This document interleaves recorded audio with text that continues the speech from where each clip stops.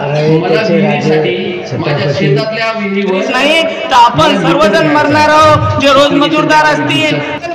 हा 200-300 कोटीचा प्रकल्प नाही, तुम्ही आम्हाला साथ द्या, आम्ही तुमच्यासाठी लढालो, आम्ही आमच्यासाठी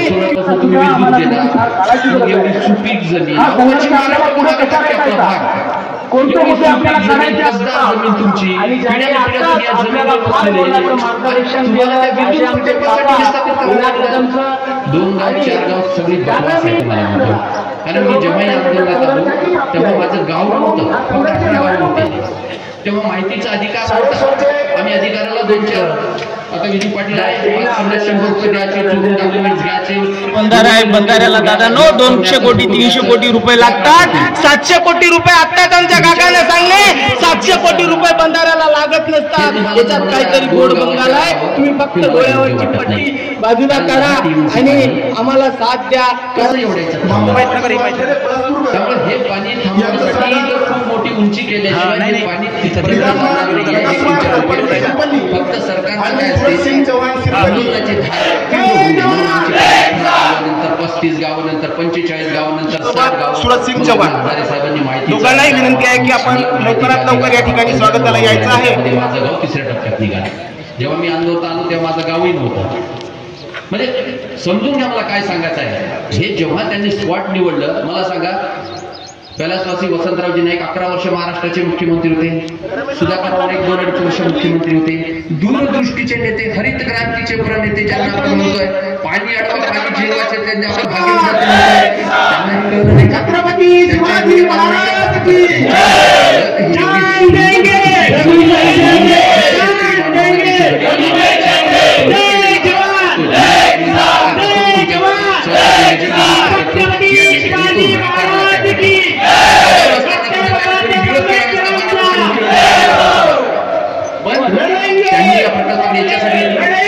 आपल्यापासून काल दुर्लक्ष केलं, कारण माझे शेतकरी इथून विस्थापित बाबासाहेब आंबेडकर की सोन्यासारखी जमीन जनते काय कमी झाले 5 वर्षाच्या निवडणुकीत 5 पट कसं होते कशी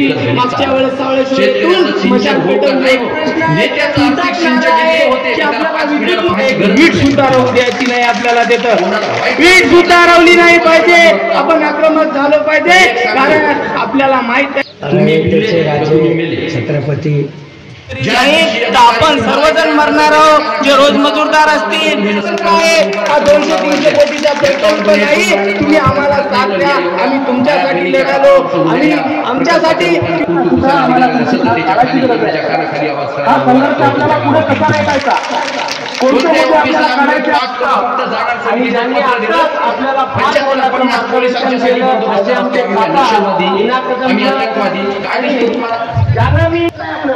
कोणताही मोठा नेता येऊन आमच्या पोलीस चौकीमध्ये ड्युटी लागते, आम्ही त्या पोलीस चौकीच्या CCTV मध्ये बसून आणि आता मुख्यमंत्र्यांसोबत एक सांगतो बंधारा आहे, बंधाऱ्याला दादा 200 कोटी 300 कोटी रुपये लागतात, 700 कोटी रुपये आत्ताच आमच्या काकाने सांगले 700 कोटी रुपये बंधाऱ्याला लागत नसतात। याच्यात काहीतरी गोड बंगाल आहे, तुम्ही फक्त डोळ्यावरची पट्टी बाजूला काढा आणि आम्हाला साथ द्या। राजीनामे देऊन टाकले आणि घोषणा केली कोणतीच निवडणूक लढवायची नाही।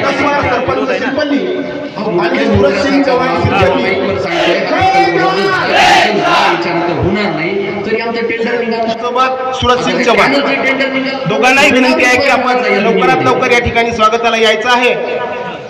अजित दादा ज्या पक्षाचं मी काम करत होतो, मी उपाध्यक्ष जिल्हा परिषदचा, तो माणूस म्हणते पैनगंगा प्रकल्पाचा विषय असेल तर कॅबिनच्या बाहेर थांबा।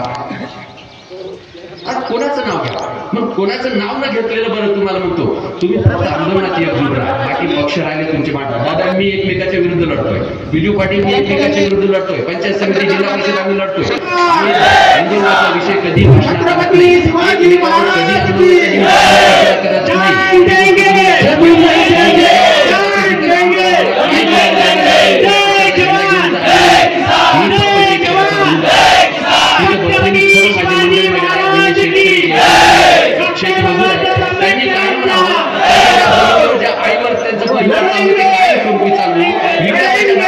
विनाश करू नये, विनाशाच्या नावाखाली कोणी आपली तुंबडी भरू नये हे सांगण्यासाठी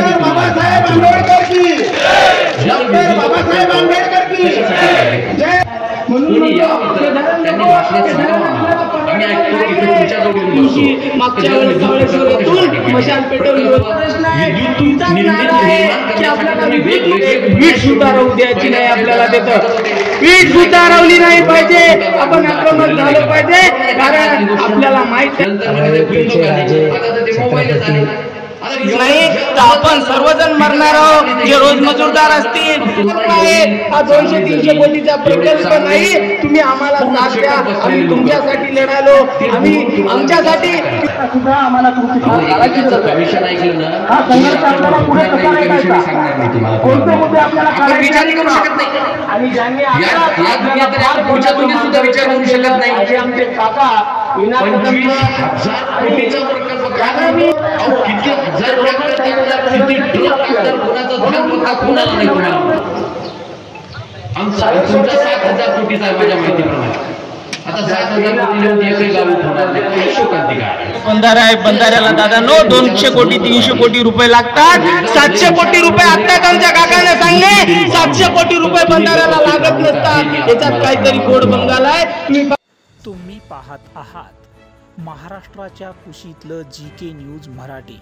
सात जनतेची भूमी महाराष्ट्राची.